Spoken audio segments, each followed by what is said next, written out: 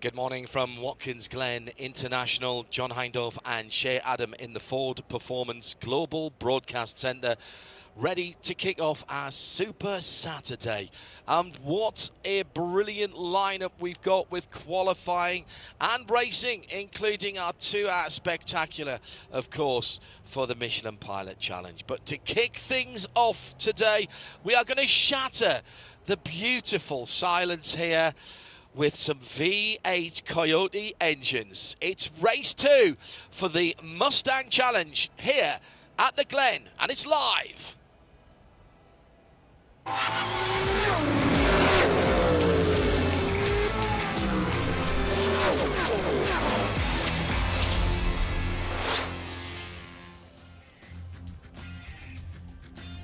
Welcome to Watkins Glen for the Ford Mustang Challenge Racing Series, brought to you by Ford Performance. Built Ford proud. It's John Hindhaugh and Shea Adam with you, and in a moment we will have the glorious sound of an orchestra of Coyote engines firing up, more than 20 of them taking to the grid today. We're in a superb part of the world, upstate New York in the Finger Lakes region, with this 11-corner circuit that has been here for very many years now and challenges the best in the world. For many seasons it was the final stop on the FIA Formula One calendar and determined world champions. This weekend it's the second stop for Ford Mustang Challenge 2024, the newest addition to the IMSA paddock. Action areas downhill into turn 1 at the start, and plenty of overtaking manoeuvres as well to happen, I'm sure. We didn't get the race we wanted yesterday, and that was unfortunate. Didn't get much racing at all, I'm afraid. It has cost us a couple of drivers for today. Untidy start to yesterday's race in the middle of the pack, Shea, and we lost a couple of cars immediately. We did. Mitch Marvash falling prey to some unfortunate goings-on behind, and it resulted in 2 cars, including Christian Bach, in the wall, needing recovery. We ran around behind the Mustang Dark Horse safety car for quite a bit, but then we did get back to some green flag running. And we saw some great racing, and jumping into the lead, Tyler Maxson holding on to his pole position on the start and the restart from his team leader. Then the big incident, Nate Cicero with brake failure into turn 7, the toe of the boot. He was absolutely fine. Extraordinary strength built into these Ford Mustang Dark Horse Rs. And the only reason he couldn't open the door was because it was jammed with the tyre wall. A lot of work done to make the track able to be race safe again, and unfortunately time beat us. Didn't matter for Tyler Maxson. Tyler the Tiger takes his first Mustang Challenge win. Second of the season, first here at Watkins Glen on our first visit, and he will lead them to the green flag again. Shea, championship standings after 3 races. Well, it's Robert Noaker Racing that's at the head of the team's championship, and it's Robert Noaker who's at the head of the drivers. He has provisionally 1,020 points, first ever driver to break the 1,000 mark in this championship, with Tyler the Tiger in second, a mere 40 points behind after getting that pole position this morning. In the Dark Horse Legends category, it's all about the shiny silver number 48. That is Zachary Lee leading the way. 970 points for Zachary after another pole possession for him, and he has nearly a 70-point advantage over Nick Smither, who starts a little bit further back, but still a good run yesterday has moved him up to second. Yeah, Nick Smither and Mike Stillwater somehow avoided the first lap start line incidents and squeezed through in a gap that I didn't think there was enough room for a Ford Focus, never mind a Mustang Dark Horse. Somehow they managed to get through it. We've put 45 minutes on the clock here at Watkins Glen. These are the cars that are first on track for a Super Saturday of exciting racing. And wherever you're watching around the world, very, very warm welcome along. And it is a warm welcome. Yes. The temperature not quite as hot as yesterday, just the 75 Fahrenheit this morning, which is 24 Celsius in the air. The track temperature in double figures, not treble figures, it was yesterday, 82 Fahrenheit, which is 28 Celsius. Here's the starting grid. Tyler Maxson and Robert Noecker. For Robert Noecker Racing, lock out the front row again. Big shout out to our EMR safety team and all of our track workers as well. It's Jeremy Fletcher from McCumbee Racing, and Reed Sweeney makes it 3 Robert Noecker Racing cars in the top 4. Sam Paley, Brandon Godovich, Gabe Tesh make up the top 7. Zach Lee in that chrome number 48 is the best of the legends for drivers over 45. Second place there is Tom Tate, but he's got 3 Dark Horse competitors between him. He's down in general classification P12. Alongside him is, or behind him, is Christian Bach and Stephen Verger running in the NV Autosport car. Couple of cars missing, Shay. Should be Christian Bach. Christian Bach not starting today's race, as is Mitch Marvash, down. Would have been starting 18th overall, but those 2 drivers, as well as Nate Cicero, unable to get the cars repaired for today. The orange and black of Tyler Maxson on pole position, his second of the weekend. He converted perfectly with all the shenanigans that went on behind him. That didn't bother him yesterday. Stand by for action. The green flag is in hand and it's in the air. We're racing at Watkins Glen for the Ford Mustang Challenge 2024. Maxson jumps in to a handy lead again, following him through the Jeremy Fletcher blue and white car with the blue on the bottom. It was a little bit of hip and shoulder there going through the exit of turn 1. Noecker and Fletcher, the 2 blue and white cars, and it looks like Noecker's got back into second, but for a moment the car with the blue on the hood definitely was in second position, but Robert Noecker reclaims his second position side by side, heading to the top of the S's, and that's our Legends leader, 3 wide. That chrome car, what a finish it is on that car, as Zach tries to hold on for McCumbee Racing in the Legends, started in 8th position. I think Godovic is slow on the run into the boot. He looked like he was pulled all the way over to driver's right, and yes, he is parked over there, still moving very slowly. There are orange overlaps all over the racetrack, so he does have an opportunity to pull off to a safe location, and we could stay green. Looked like it was a good, clean start, though. No one changed lanes before the start line. I'm going to allow it. Tom Tate in the, that's fine. Yeah. Tom Tate in the multicoloured number 8 is second in the Legends, and he had a cracking start. He was side by side heading up the S's for the first time, of asking at the front of the field as we come down to turn number 8 for the first time. Turn 8 is the heel of the boot. If you look at a track map, then you'll understand why it's taken these names, and the long loop, if you like, of the Watkins Glen circuit. They rejoined the short track coming into turn 9, which is where the leaders have just gone through. Now I can see them to the right as they explode into vision. People already in the turn 10 grandstand enjoying the early morning sunshine, and it's a clean first lap, and we have had a green flag lap of racing. Well done, drivers. 43 minutes to go. There's a small cheer from everyone down in the paddock, and with our NASCAR Productions TV crew as well as our camera operators. We're all race fans. We all want to see and hear racing, and my goodness me, isn't that noise absolutely stupendous. A shame for Brandon Godovich. We did see him moving slowly in the red, white and black car. He's gone off just coming out of the toe of the boot at turn 7. He's got a bit of a downhill. Was the damage on the right-hand side of that car? I think there was a right front tire that had lost some of the necessary air to make it continue and function as a proper tire. It's that pneumatic thing, isn't it? Yes. That you spot. Oh. So now, is that a tire? Yep. Or is that broken steering? Because it's wobbling around. This is very good driving and very respectful driving from Godovich. There is marked by the orange on the end of the blue steel barriers. That means there's a gap in there, and he's driven straight off at turn 10. It was indeed, hearing from race control, good eyes by Shea Adam alongside me in the Ford Performance Global Broadcast Centre, and that was a right front tyre issue. Now, that could quite easily have been contact early on in the RG and, if you will, bargy of the first lap. At the front of the field, Tyler Maxson in the orange and black with that. I love that throwback matte black hood.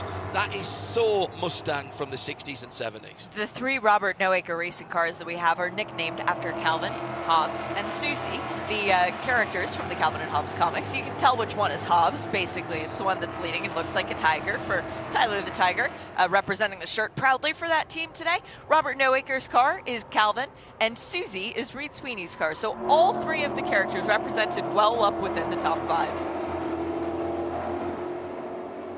So coming down to 5 minutes completed across the line for Tyler Maxson. Now a little bit of side-by-side action going into turn 6 last time. Alex Buescher, who started well down because he lost all of his qualifying times. The car was slightly out of spec on the cambers, which means the wheels were, I'm almost certain there was too much camber rather than too little. So the bottom of the wheel was too far out. You put that in to get the Michelin tyres running as flat as possible when you're cornering, and there is an advantage to that, but there is a specification and a degree number. So I'm saying for the sake of argument, let's say it's 9 degrees of camber you're allowed, or 6 or 5 or 3 or whatever it is, and there was a couple of cars that were out of that specification, and therefore they lost all of their qualifying times. Max Opalski was the other driver who fell afoul of that, so it wasn't just one team either, no. It was multiple teams. However, and Opalski is already up to the tail end of the Dark Horse class. He's up in 11th, so he's passed all the legends, save for Zach Lee, who's well up in the field. Yeah, he's battling in 7th position at the moment, Zach Lee, in that chrome number 48. Easy car to stop. Oh, a little bit of bump drafting and too much bump drafting coming over the top of the rise. And around goes Jeremy Fletcher. That could have been even bigger. It was big. He was being bump drafted by Sam Paley. And just coming to the rise, either Jeremy lifted or there was a little bit of movement from Sam's car that wasn't straight on the back of the car. Now, race control generally allow a bit of bump drafting on the straights, but not on the corners. Now, they weren't in a corner there, but they were coming up to the top of the rise. And I wonder if the back of Jeremy's car just got a little bit light there. Full course caution with 39 minutes to go. Wondering how race control is going to view that, because Sam Paley, with the nose of his car, did get into the tail of Fletcher. He moved. Sam Paley jinked to the left. Yep. He was trying to get past the blue and white number 22 of Jeremy Fletcher's machine, and as he did that, of course, it puts pressure not square on the back of the car, but it puts it on the left-hand side. So he's fine when he's right up, and then he decides he's going to jink to the left. And what happened was he actually backed off and broke the bump draft, but then as he jinked left, he just clipped the left rear of Jeremy's car, and that is what they train. That's what they train law enforcement to do. That's a perfect spin. Sam Paley, potential future job in law enforcement. Yeah. Well, Sam will be disappointed with that as much as Jeremy is, because that's not the way Sam races. That's no. a slight misjudgment from Sam.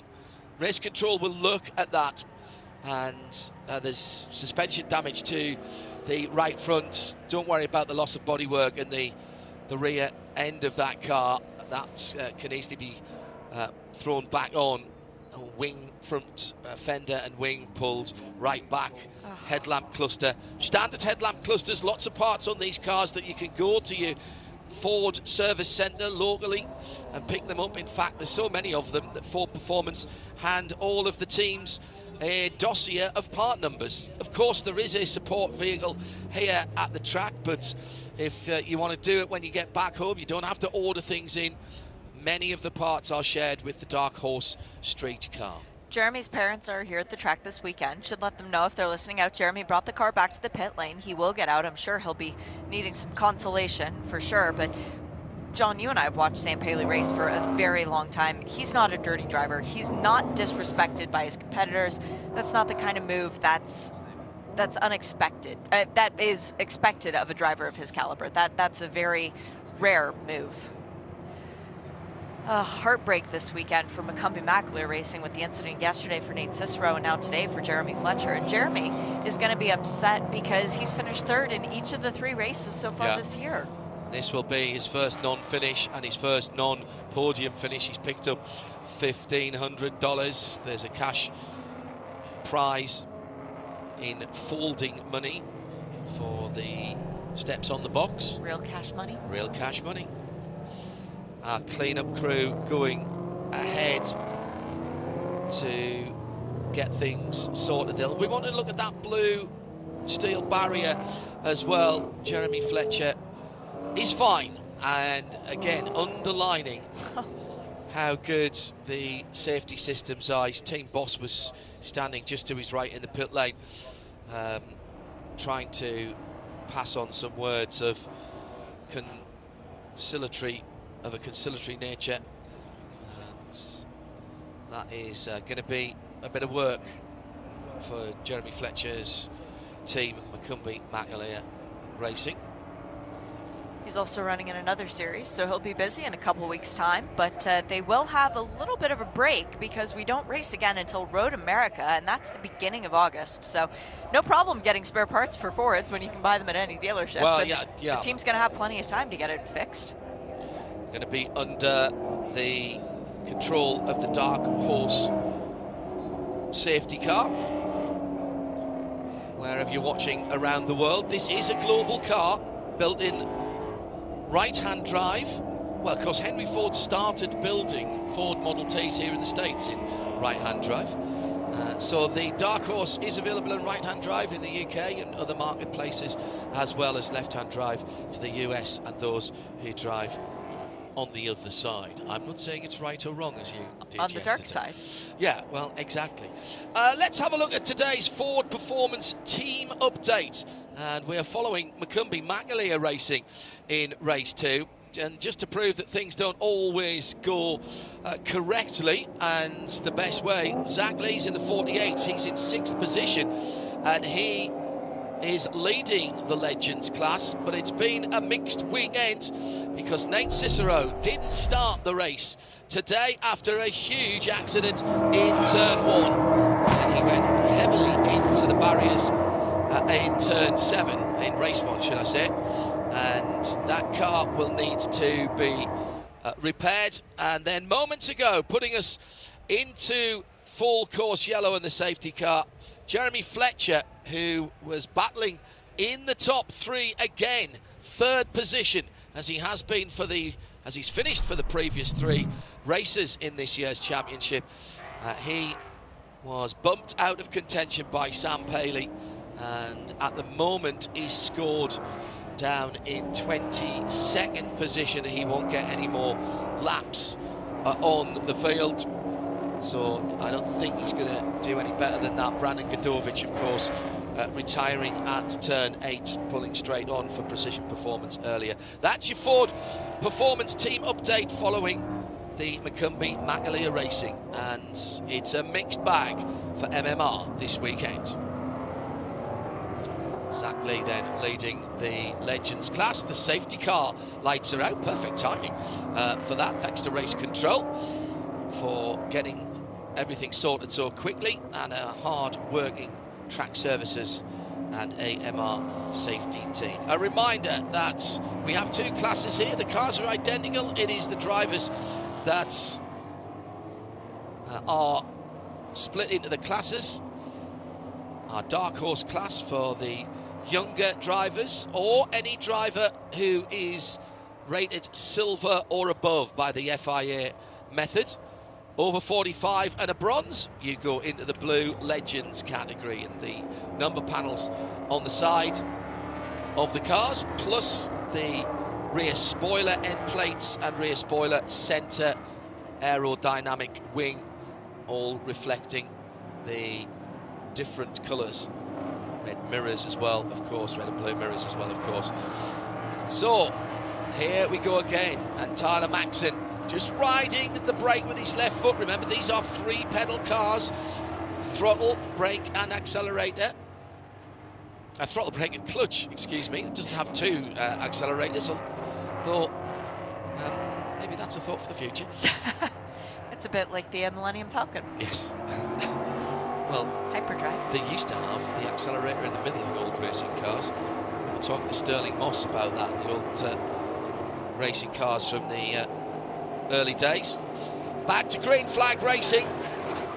31.5 minutes to go. Another copy boot start by Robert Noaker Racing, who have first, second and third now. And how about the pass into turn one by our Legends leader, Zach Lee, who absolutely did a number on Gabe Tesh there and claims 5th position in that silver bullet. That was a legendary move from Zach Lee, a guy who's got quite a bit of racing experience, making a pass on a guy who's very new to racing. Gabe Tesh, still very much a young man, running for MDK, learning how to race, and Zach Lee giving him a schooling. Coming into 5th position, and with the top 4 in sight, that chrome number 48 might be the only Macumbi Makalia racing car left in the race, but my goodness, he's absolutely representing MMR brilliantly well. 10-second penalty for Sam Paley. Post-race.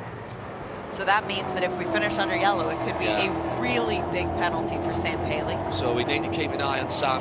He's just gone past Gabe Tesh as well, actually. So the 26, Sam Paley's own team now, Southern Paley Motorsports, SPM. He is 10 seconds now, would push him down to 16th position. Oof. As it stands. So he wants a green flag for the next half an hour. Stand by. Zach Lee is on the move. Wide manoeuvre there by the dark blues, almost a purple colour for the number 5.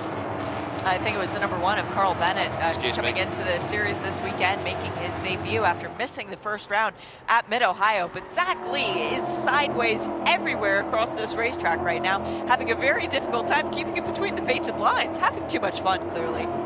Nice battle, running a little bit further down the field with the Valvoline car.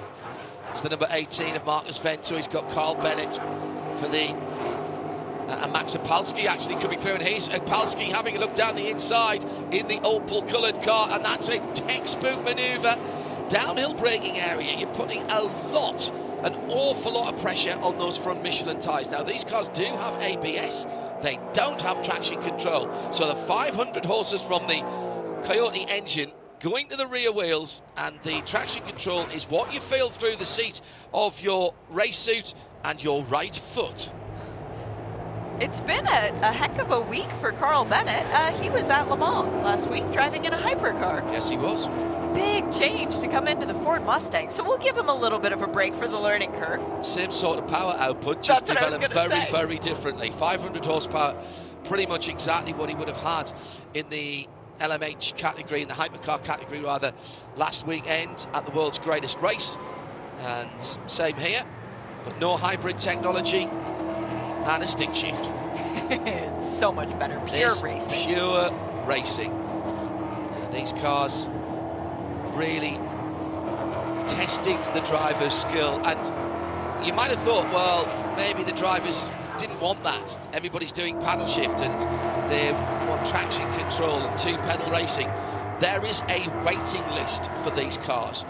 We started, 27, 28 at Mid-Ohio. We had 25 this weekend. They are building them as fast as they can for customers. Well, and they come off the line at FRAP, at the Flat Rock Assembly Plant, 320 Mustangs a day in one 8-hour shift. They don't run 24 hours, and they might have to soon.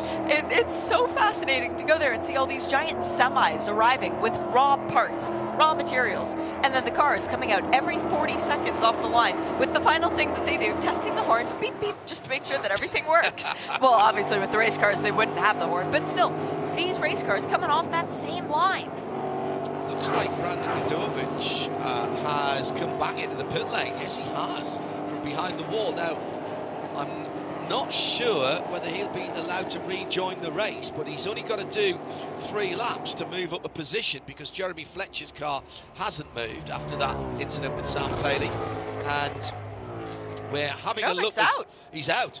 So Max Opalski being looked at the moment. Yeah, 46 is going back out very slowly, so this turns into effectively a test session. Still slowly though. Excellent job by PPM to get the car, well, to put a new tire on it, in essence, which is not the work of a moment. You do have to use the old-fashioned jacks at this point. They are equipped with the air jacks. That will be a feature at some point. But as the racing is now, it's more blood, sweat, and tears for the crew members. So very good job by PPM. Now, Sam Paley needs to be careful because he's dropping off the lead trio for Robert Noacre Racing. And with that 10-second penalty lingering, he needs to make sure that he continues to extend the gap over everyone else behind. Zach Lee still up in 5th overall, representing McCumbee McAleer as the lone car left in the race for them. But Alex Buescher is now up to 2nd, and he's in 10th overall, so Buescher's charge continues. Max Opalski was being looked at for an incident that has been examined, and there'll be no further action for that particular incident, the 43. Max running in 8th position from the back of the grid, by the way. Alex Buescher also started at the back. He's now in 10th in the dark olive green, flat olive green, number 33 for Spark Performance. Gabe Tesh doing a good job, holding on to a top 6th position for MDK Motorsports in the yellow and black car, in behind the Silver Bullet, which is our Legends leader. That's Zach Lee. Gabe Tesh is a super impressive young man. He's only 21 years old, brain cancer survivor. Gabe, he was diagnosed when he was 11 and did 48 weeks of chemotherapy. If you want to learn more about him, there was a documentary made about the young man called Do Something Extraordinary. You can find it in several different places online, but he really is the kind of guy that you look at him, you talk to him, you're thrilled that he's here because racing was his reward for surviving chemo. Inspirational without him shouting it.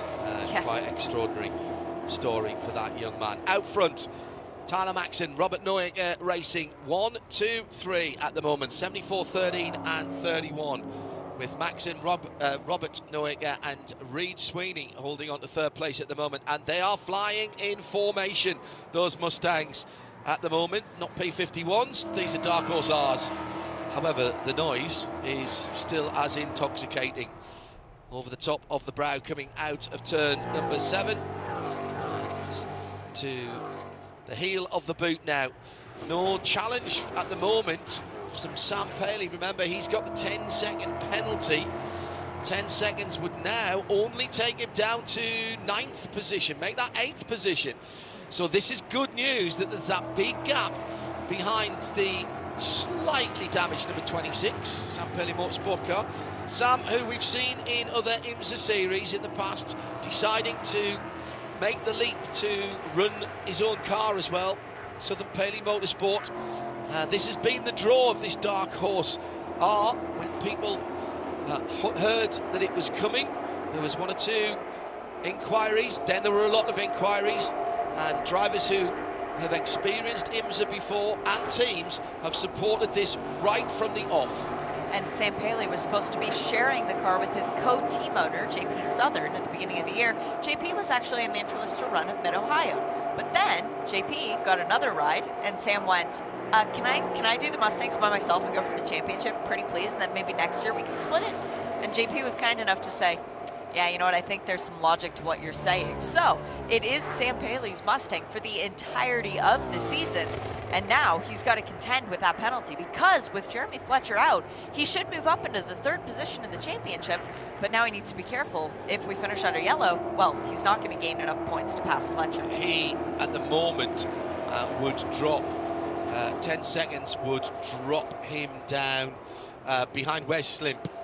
So that would drop him down to what would be a net 8th position for Sam Paley. That would put them tied after today's race and this weekend. Meanwhile, at the head of the Legends, it is a legendary performance for that Silver Surfer, the chrome number 48 for Zach Lee. Now, he doesn't have to fight that Max Opalski car. There's a bit of pride there. But what he's got to do is bring that car home and get the points in his division. He's got something like 6-7 seconds back to, it'll be Alex Buescher, who's fought his way from the back of the field through to 10th overall and second in the Legends. The Spark Performance driver putting in an absolute school at the moment. Stephen Veger, who's got very little experience at this level of motor racing for NV Autosport. He was running on the podium positions yesterday, dropped down to 4th on the final restart, the second restart in that car that's been run by Gradient. The number 10 car, a team that is very well known in the IMSA paddock, races in the WeatherTech, IMSA WeatherTech Sports Car Championship. Still Tyler the Tiger out front, leading the way with just under half a second from his teammate. Max Zapolsky continues this charge. Good drive. He is running lap times that are as quick as the car ahead of him, Sam Paley, but not quicker critically than the 3 Robert Noaker racing cars. Yeah, his lap time last time around it included a pass, of course, that 202.6, 201.9s, 201.5s, 201.7s for Max and Noaker and Sweeney. Reed Sweeney just dropping away from the leading pair a little bit.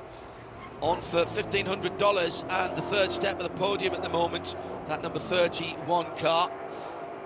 With 20 minutes to go, I'm still not seeing any really sustained attacks here by Robert Noaker in that beautifully turned out number 13. Notice that the stripe pattern is the same on the leading 2 cars. They're just in different colours, but the stripes on the car are in the same place and the same thickness. They have done a really nice job of the liveries. That's Ford Performance Blue Metallic on the second car, really shining in the morning sunshine. Looks absolutely brilliant. And what can you say about an orange and black car other than great? It's great. Yeah, Tyler the Tiger out there. His team greeting him in victory lane yesterday, wearing bright orange t-shirts with a cute little cartoon tiger on it, and the team fully leaning into the nickname that the young man has accrued, and he is doing a fine job out there, leading the way, pulling out just a tiny bit over Noaker lap after lap, but tiny bit, I mean a half a tenth here or there. If Noaker wanted to make a charge, if it wasn't his team car, things might be different. Still looking at the 10-second gap between Sam Paley and, well, it would be Gabe Tesh.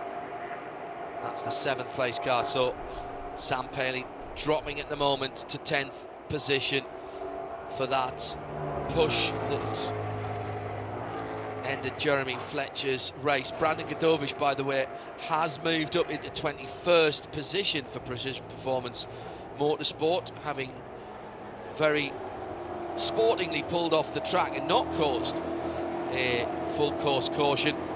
The team have got him back out. I presume he drove back through the infield, so he would have lost that lap. But Jeremy Fletcher only scored as 3 laps completed, and now Brandon Godovich has gone 4 laps. He'll continue around Brandon just in case anyone else has problems. He's sitting 11th in the Dark Horse standings at the moment, in the Dark Horse class standings, the cars with the red number panels. Just coming through onto the front straight now, that red, white and black car. Now, are we seeing a concerted effort to make a pass at the front of the field? No, we don't. We're not at the moment. This is brilliant team racing at the moment, but all of these drivers, whether they are nominally teammates or not, will be racing for the championship and the big prize at the end of the season. And that's exactly what Robert Noaker is thinking about at this point, because another 2nd place finish would be his 3rd consecutive. Won the first race of the championship. He doesn't need to beat Maxon at this stage. 30-point swing means that he still holds the championship lead, unless Maxon holds on to the fastest lap of the race, in which case they would be tied, leaving this 2nd round of the championship. What an advertisement for Robert Noaker Racing. They've locked out the front row in both races this weekend. Tyler Maxon with the fastest lap of the late race at the moment. That will get him the extra points, should I say. 201.7 674. Now, a moment or two ago, we had, now, this is the #1 car again of Carl Bennett. And he had problems a long way out from the inner loop and has had to take the escape road in that exceptionally pretty dark blue machine. Didn't race the first weekend at Mid-Ohio. Chloe Chambers was in that car. Yeah, guesting for Carl Bennett. Carl, as Shea mentioned, just back from the Le Mans 24 hours and enjoying that experience massively. So the leading three Robert Noaker cars have got a 3 second, make that 3.5 second gap to Sam Paley. Now Sam Paley on the road is in 4th as it stands right now. He would be 10 seconds, that's 50. Oh, something's happened further down the field because there's a big gap opened up all of a sudden. And Wes Slim has dropped back 9 seconds from Gabe Tesh from 7th to 8th. In fact, Wes Slim has dropped back from 7th position. So Wes Slim, I think in the 47 Precision Performance car has had an issue. Brandon Godovic in the pit lane. Drive-through. It was not a penalty. It was just a self-assessed drive-through. He's pulling out the way of the leaders. Like, how unselfish is that? Yeah. Now, he's not going to gain the 6 laps to get by Kel Cairns, who's the next car on the track. And in fact, the next Dark Horse car is the Carl Bennett #1. A Mariesian fragrance machine. And for Brandon Godovic, this is exactly what we expect. We've been watching him race for a very long time, John. He's a champion in other forms of one-make series. Came into this with his team that he knows very, very well. Not the performance that he hoped for at Mid-Ohio, but still finding the feet. And a guy who's got a lot of stock car experience had to be thrilled about the thought of coming to Watkins Glen. And driving a stick. And driving a stick. 6-speed manual transmission. Keeps the weight of the car down and also actually is far less complicated. All right, you have a clutch pedal and a clutch master cylinder to work with, but far less electronics to concern yourself with. You know, that's a really good point. It's a stick shift. It is a more difficult thing to drive than just typical patterns. Yeah, yeah. I wonder if maybe Jeremy Fletcher missed a shift, and if that's why Sam Paley got into the back of him. Coming up the hill, that is a shifting point. Yeah. We don't think about that, no. do we, anymore? You look back at the old footage of everything right up to Formula 1, and when was the last time in commentary you heard, oh, I think he missed a shift? Exactly. Yeah. Sometimes you can't get a false neutral in the paddle shift sequential or sequential cars. And this is an H pattern box, by the way. It's not a sequential box, so this is exactly the same transmission operating system that you would have on the Dark Horse road car, on which this Dark Horse R is built. Saw the GTD at Le Mans. Oh. Right, if you haven't seen the Mustang GTD, go and look it up online on your favourite search engine. It was presented in a dark red colour. Perfection Valet in the UK, Richard Tipper, prepared the car and it looked stunning. Limited, very limited edition car, but it is effectively the GT3 car made street legal with the full wide body kit. Form an orderly queue at your Ford dealer and you might have a chance of buying that car. Absolutely incredible looking and sounding machine. And a week yesterday, on Friday at Le Mans, global motorsport heads of Ford, Mark Rushbrook, announcing that there would be a support race for this series at Le Mans 2025 on the full 8.5 mile circuit. And the likelihood is at least one of the two races will be on the Saturday morning before the great race starts at 4 o'clock in the afternoon. And there is a cap on that, as you might imagine. So get your entries in quickly, because I'm sure the 70 places will fill up very quickly. Yes, that's right, 7-0 grid size has been approved by the ACO. And Mark was very excited in interview in our Ford Performance studios on the Bugatti circuit last week to announce that to our Radio Le Mans listeners and to the world. Can't wait. Lap traffic coming into play. Carl Bennett staying well to driver's left, going down into turn 1, the 2 leaders with 11 minutes still to go. I think that was Kel Kearns. Oh yes, you're right, sorry, it was the 66, yeah. Kel actually has a deep Ford background as well. It's kind of cool when I was doing research into some of the competitors, how many people have severe Ford phobia, of missing out of Ford events because they've been a part of the family for such a long time. Kel Kearns runs the Electric Vehicle Center. He's the plant manager for the largest battery creator. I believe it's in Tennessee, but he's an Australian by birth. He joined the Australian military in 1994, joined the Air Force, learned a lot about planes and important things, and then joined Ford. Was working for them over in Thailand, came over to the US, and decided when this series was announced, yeah, I'll have a go at that, as you do. Supported by Leaders Credit Union on that dark coloured number 66 car. It's just gone a lap down, but that was good racecraft to stay out the way of the leaders. Sweeney just dropping away from the leading pair, who've been separated by 2 to 3 tenths of a second for the last 10 or 15 minutes. You just wonder what is happening. Robert Noecker does not have to pull any silly moves and big sends on his teammate Tyler Maxson.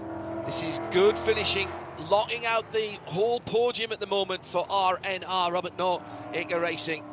That would be a good points haul for both of these drivers for the weekend, who are atop the championship as it stands. That's first and second in the championship, sitting in second and first on the road. If it stays as it is, and the fastest lap goes to Tyler Maxson as it is at the moment, they would be tied, leaving Watkins Glen after the first 4 races of the season. More good driving.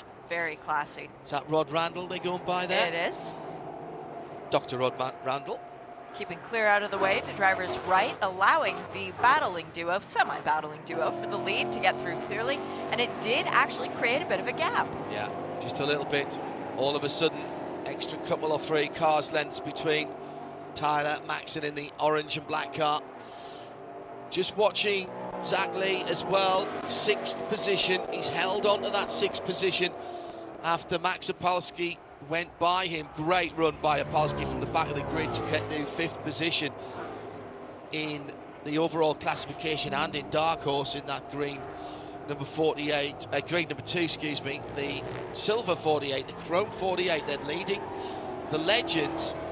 Just starting to be caught a little bit by Gabe Tesh, although last time around Gabe wasn't quite as quick as the car in front of him. So what about Alex Buescher? What's his lap times at the moment? No, he's not closing down either. He's the second of the Legends. There is going to be a battle. Maybe. Time might not be in the favour of Mike Stillwagon, who recovered from that first lap incident on the start line very well yesterday. He's catching Stephen Veja in the NV Autosport Gradient car. But I think that Stephen is going to score a podium here. And that is brilliant in a relatively short motorsport career for the driver of the number 10 NV Autosport car. Quick update, Kel was the plant manager. He left the week of Mid-Ohio. He retired, so he can't leave Ford. Well, a lot of people have a Mustang as a retirement present to themselves. Not very many of them decide to take it racing. Cal, you're living our dream. Cheers, mate. Absolutely brilliant. Tyler Maxson leading the way, and now the gap is 0.3 of a second to Robert Noaker, but it's less than that visually going around the track. The two Robert Noaker racing cars that have a very similar livery, just different colors, are together, and now things are starting to get a bit more serious with 6 minutes and 45 seconds to go. Reed Sweeney is sitting there with the best seat in the house, back a couple of seconds. Not quite able to sit there and learn the lines from these two extremely quick drivers, but should anything go wrong, and heaven forfend that would be the outcome here with these two teammates, but Reed is sitting there in the box seat at the moment. Very true to their comic book names for the cars. Calvin and Hobbs are off playing, and Susie is lingering in the background, just watching and waiting. Yeah. Out of range of the water balloons. But yes, love that team. Update on Sam Paley, still 4th on the road, but with a 10-second penalty. That would take him 31 seconds back. He's fine. He's now going to be in his same position. In 7th position, still in 7th position. Alex Buescher would be behind him. The gap from Sam Paley back to Max Sapolsky is 22 seconds. Yes, excuse me. So Sam Paley is safe at this point. What happened there to open that big gap? Game test dropped back a little bit. Ooh. Max Sapolsky, however, is not gaining. Oh, that was a slow lap last time around by Max. 2:07 nearly against a 2:04 from Sam Paley. So 3 of those seconds went awry last time around for Max Sapolsky in the green number 2. Mike Stillwagon is slow around the track. He is currently at the exit of turn 6, but he was fighting to hold on to that 4th position from Tom Tate. Looks like something has happened. Mike moving slowly out from the downhill turn 6, going into the boot, and a warning for track limits coming through as well. And that was for our leader, Tyler Maxson. Just a warning at this stage. So maybe there is drama in the last 5 minutes.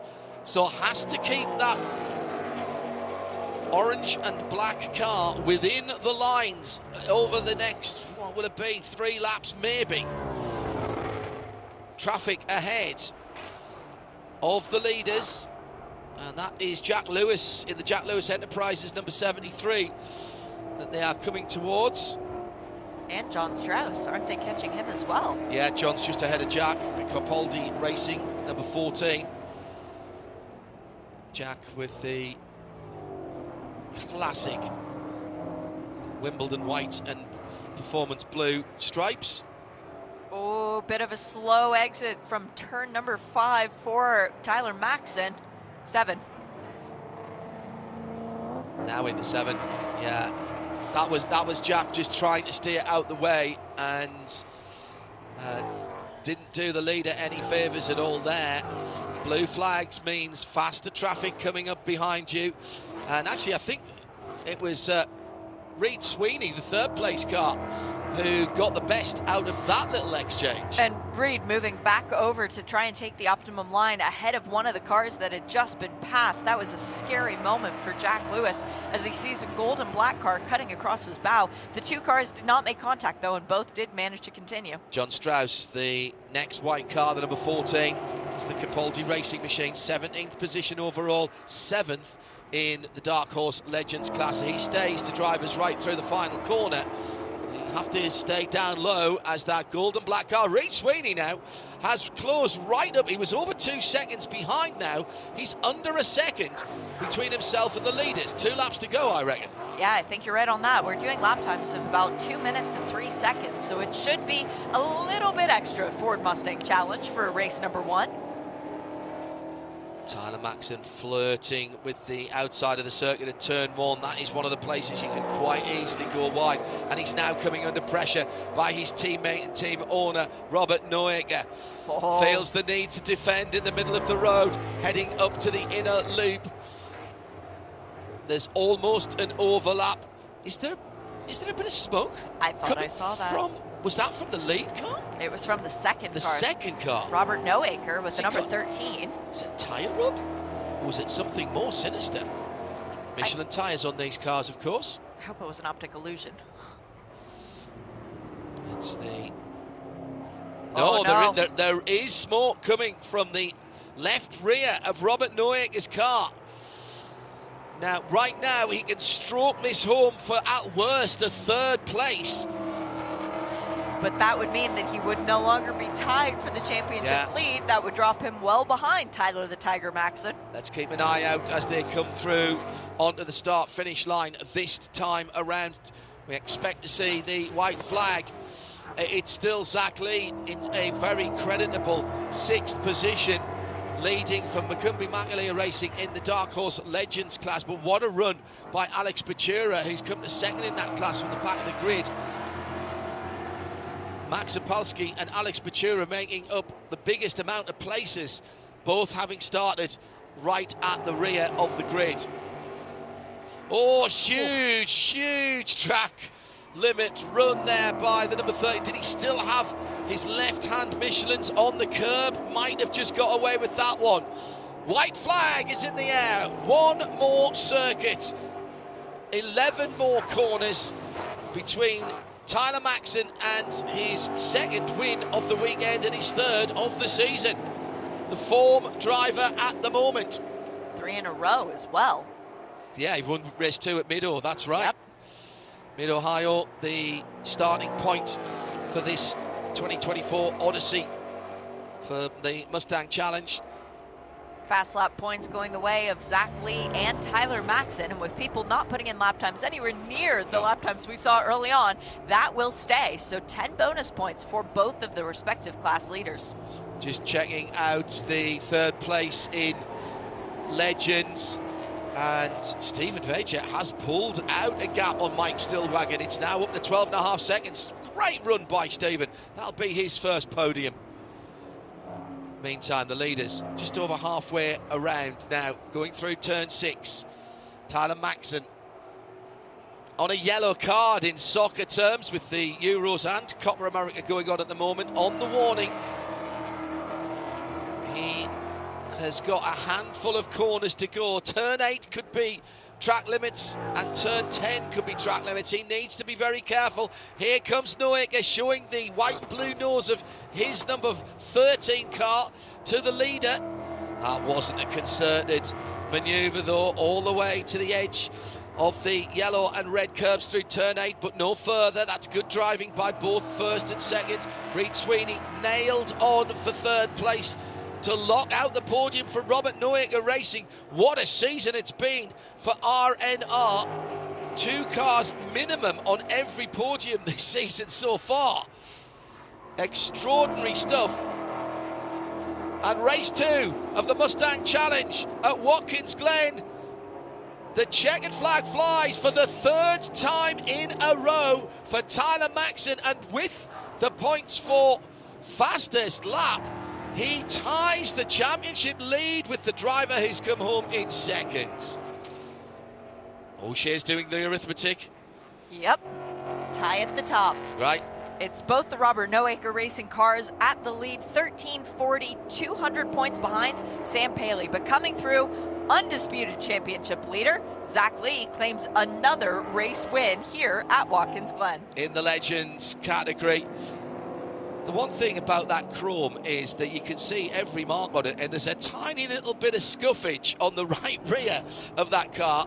So he had a little bit of action fighting his way through to a top 6 overall. Alex Buescher will finish 2nd from the back of the grid in the Legends, and 3rd, just waiting for Stephen Veitcher to come to the line in the NV Autosport car. He's closed right up on Wes Slimp, who faded towards the 2nd half, or the last 3rd of the race.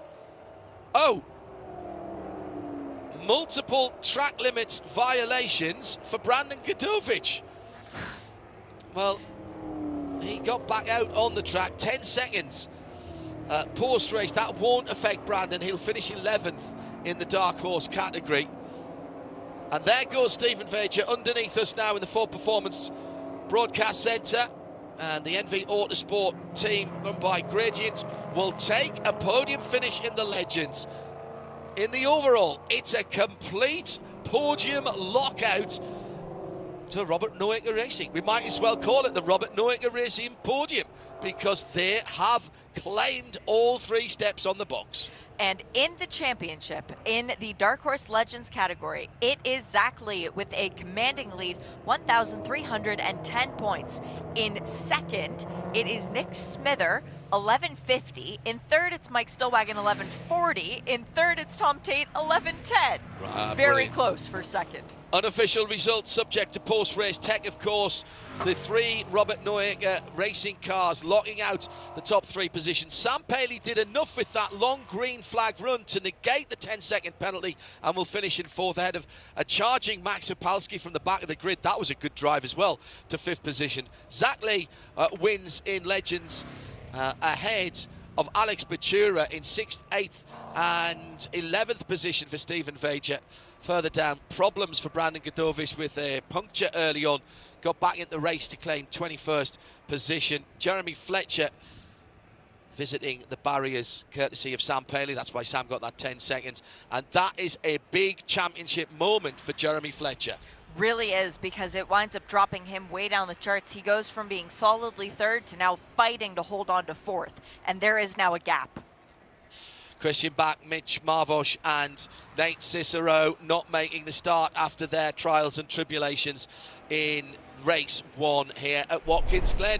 4th races completed. The team to beat, undoubtedly, Robert Noaker Racing. Locked out the front row twice and locked out the podium in the 2nd race here at Watkins Glen. Great racing, with Alex Buescher coming up from the back of the grid, Shea Adam and John Hindorf watching it, and we'll bring you the rest of the season for the Mustang Challenge for 2024. See you at the track next time around.